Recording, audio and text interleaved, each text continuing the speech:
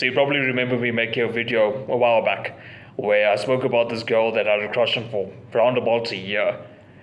And yeah, bro, she used to take like 5, 6, 7 days to reply to me. And at the time, I didn't really mind it. Like, it knocked me now and then, but I remember everyone used to complain to her at my high school that like she takes forever to reply to people, and they thought she was like toxic and all of that. And I'm just there like, she has her own things going on, that's fine.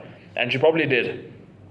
But now when I reflect on that, I wonder why I was fine with that. And I actually figured it out, so I'm going to talk about that in a bit.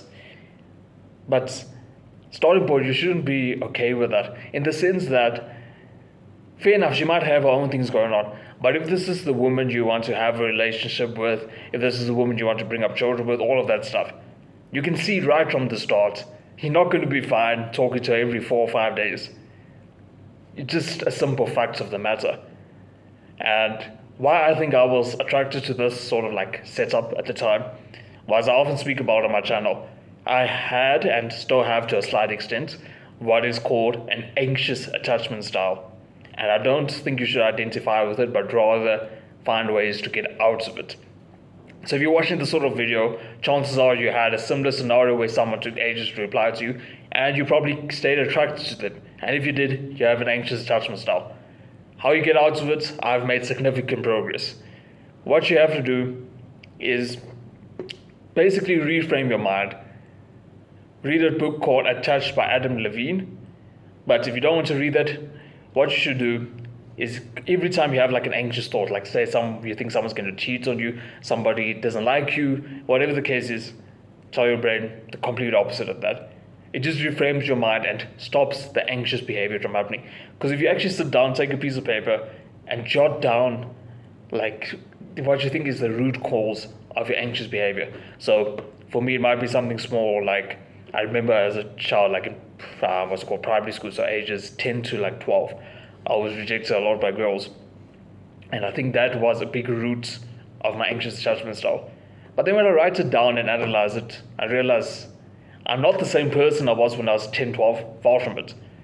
But also, the girls at like 10, 12, they weren't interested in dating. Nobody was dating back then. So why are you getting so fussed about the fact the girls were rejecting you then? It wasn't really you that they were rejecting. Sometimes it might have been. But oftentimes, it was probably a simple thing of, they weren't looking for a relationship, bro. I think another way you can like reframe this is, I made a video also about how I went on cold approaching and approached a lot of women. And I probably had like a 30 to 40% success rate, which I think is pretty good, in the sense that not every woman can say yes, not every woman is actually single. So 30 to 40% success rate helped me like reframe a situation. I know it takes a lot of guts, but watch the video where I speak about cold approaching, because hopefully they will give you a fresh like perspective on the whole matter. Beyond that though, if you are in a relationship now and you still have this anxious attachment style, speak to your partner. You're probably a guy watching this, speak to your woman.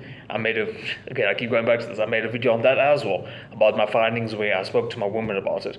And frankly, speaking to her about it relieved a lot of like negative thoughts from me, to the point where, frankly, I'm still saying I might have an anxious streak in me, but I haven't seen it in months, and that's no exaggeration. We are in May of 2024, and I don't think I've actually had anything this year where I felt like some anxiety in me. Speaking to her has helped a lot, in the sense that she has helped me through some of it, in the sense that she changed some of her behaviors, but not to a point where I think it's become toxic. And beyond that, I think it just like creates a better understanding between us, because now I don't feel like I have to pretend to be this overly secure person. I can just be who I am. Just yesterday, actually, I spent some time with her, like at her house. She's had the flu lately, so she hasn't been coming to university. And I was reflecting this morning and a little bit last night even on how open and free both of us are with each other. And that's really what you want to get to within your relationship. Going back to the topic of the video, you're not going to actually have that with someone who's taking ages to reply. They're either taking long to reply because A, they're trying to create some like sense of status, so that in itself does encourage closeness, or B, they're just not going to be fulfilling your needs the way you want it to be fulfilled. So in either event, it's not going to work out.